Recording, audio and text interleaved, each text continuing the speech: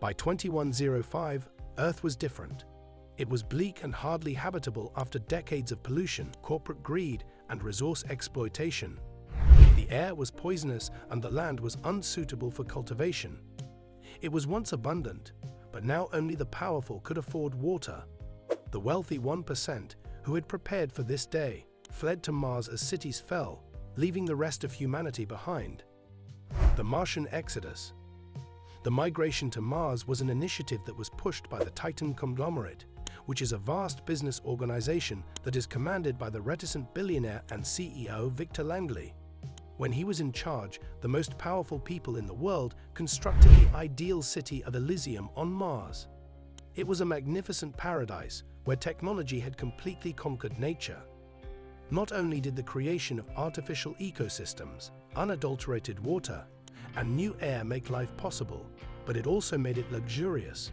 For the wealthy to thrive, it was necessary to have access to genetically modified foods, an infinite supply of energy from fusion reactors, and even longer lifespans as a result of new medical advances. But the number of living things on Earth rapidly decreased. As a consequence of the loss of great cities, lawlessness established itself.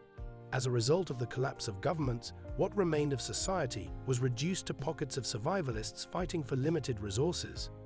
The once powerful nations of Earth have reduced themselves to little more than cemeteries for the billions of people who were left behind. The struggle for survival. Noah Carter, a scavenger and former aerospace engineer, was one of those fighting for his life. He had originally hoped to be one of the people who made it to Mars, but his application had been turned down when it was found that he had a genetic tendency to heart illness, which was considered unfit for Martian culture. He was now wandering about the wastelands of New York, looking for anything that might be useful, and he was trading with the remnants of humanity. Noah wasn't by himself. He belonged to a small, close-knit community called the Nomads, which was headed by Aria Vasquez, a powerful and tenacious lady. Aria had previously worked as an environmental scientist on initiatives aimed at saving Earth, but her work was abandoned when the wealthy determined that Mars was the only viable future. Since then, she and her group had committed themselves to revealing mysteries that might yet help the ecosystem on Earth recover. The alleged Genesis Protocol, which had been planned before the Exodus, was their main objective. It was said to be able to re-terraform the Earth by purifying the atmosphere and reviving soil fertility through the use of nanotechnology. However, Titan conglomerate shut it down and classified all associated data before it could be put into practice. Victor Langley was thought to have purposefully ruined the experiment so that Mars would be the only haven. The resistance awakens. One night, while scavenging near the ruins of a former Titan research facility, Noah stumbled upon an old server room. The power had long since failed, but a single emergency console flickered to life as he approached. With Aria's help, he accessed the files and found something astonishing. The Genesis Protocol wasn't just theoretical. The research had been completed, and blueprints for massive terraforming towers, capable of reversing the planet's collapse, were hidden within Titan's archives. But there was a problem. The only way to activate the Genesis Protocol was from Mars. The security protocols had been locked, and the key to unlocking them was in the hands of Titan's CEO, Victor Langley himself. Determined to give Earth one last chance, the Nomads devised a daring plan: steal a Titan cargo ship bound for Mars and infiltrate Elysium. Infiltrating Mars. Titan conglomerate still maintained cargo routes between Earth and Mars, shipping precious minerals extracted from Earth's crust to fuel the Martian industry. The Nomads targeted the next launch from an old spaceport in what was once Florida. After a tense and violent skirmish with Titan's security forces, they successfully hijacked the ship and set course for Mars. Upon arrival, they were met with a sight that filled them with both awe and fury. Elysium was breathtaking.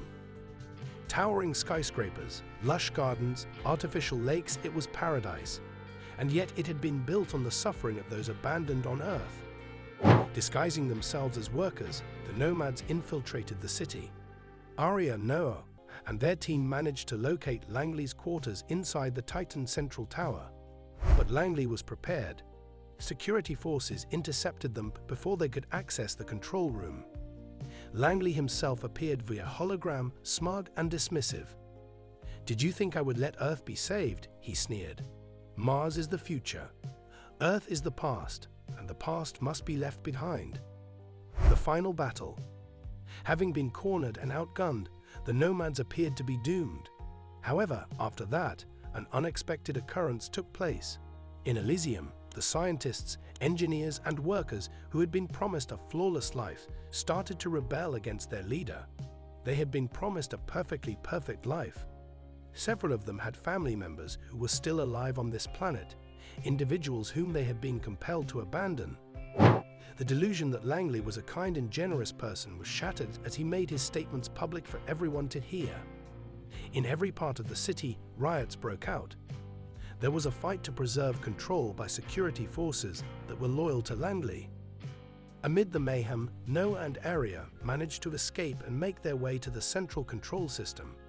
They were able to trigger the Genesis protocol with only a few seconds remaining. The dormant terraforming towers that were located all across the planet suddenly roared to life and released nanobots into the atmosphere. Within a few days, the clouds started to become clear. It was the first time in decades when rain, actual rain, fell in the United States. Langley, however, was not yet finished. In a last-ditch effort to halt the restoration process, he started the sequence that would cause Mars to destroy itself, to bring Elysium down with him. According to his warped thinking, if he was unable to enjoy heaven, then no one else could. They fought their way to the control center, where they addressed Langley in person. Noah and Arya were successful in their mission. While Noah was fending off Langley's men, Arya was able to successfully override the system and stop the destruction sequence. This occurred during a conflict that was quite intense. A new beginning. Langley was finally defeated, and the truth about his crimes was broadcast across Mars and Earth.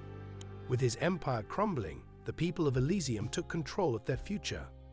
Many Martian citizens, guilt-ridden by what had been done, chose to return to Earth to help in its restoration. Over the next decade, the Genesis protocol worked miracles. The air became breathable again, crops began to grow, and rivers flowed with fresh water.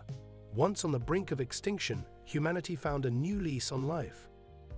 As for Noah and Arya, they remained on Earth, helping to rebuild what was lost. The era of corporate rule was over. The age of restoration had begun.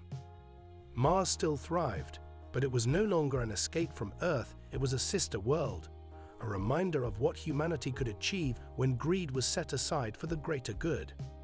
And so, as the sun rose over a healing Earth, humanity stood on the precipice of a new future, one where the mistakes of the past would never be repeated.